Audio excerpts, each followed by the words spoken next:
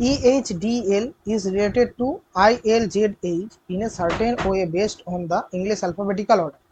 In the same way, TFRA is related to XJNW. To which of the following is JUIP related following the same logic?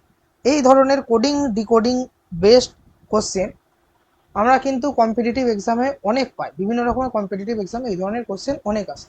এই কোশ্চেনটা আমরা কিভাবে solve করব দেখে নিই।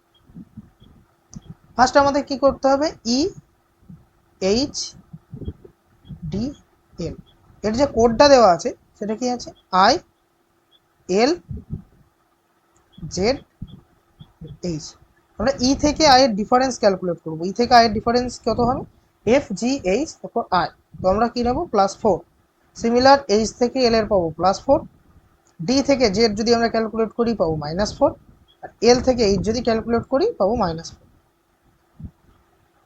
আর একটা TFRA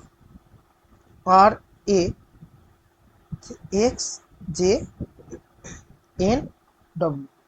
এখানেও টি থেকে এক্স যদি আমরা ক্যালকুলেট করি পাবো +4, এফ থেকে জে ক্যালকুলেট করলে পাবো +4, আর থেকে এন যদি ক্যালকুলেট করি পাবো -4, এ থেকে ডব্লিউ যদি ক্যালকুলেট করি পাবো -4। তো আমরা এখান থেকে পরিষ্কার বুঝতে পারছি যে অ্যালফাবেটগুলো দেওয়া আছে, যেমন JUIP,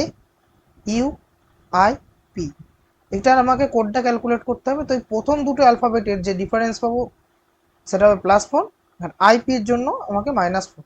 তো জে থেকে +4 যদি আমরা করি পাবো এন, ইউ এর সাথে +4 করলে আমরা পাবো ওয়াই, আই এর সাথে -4 করলে আমরা পাবো ই, আর পি এর সাথে -4 করলে আমরা পাবো এন। সো আমাদের অ্যান্সার হবে 1। আশা করি তোমরা বুঝতে পেরেছো। এই ধরনের কন্টেন্ট আরও পেতে তোমরা আমাদের নলেজ সেল চ্যানেলটিকে ফলো করতে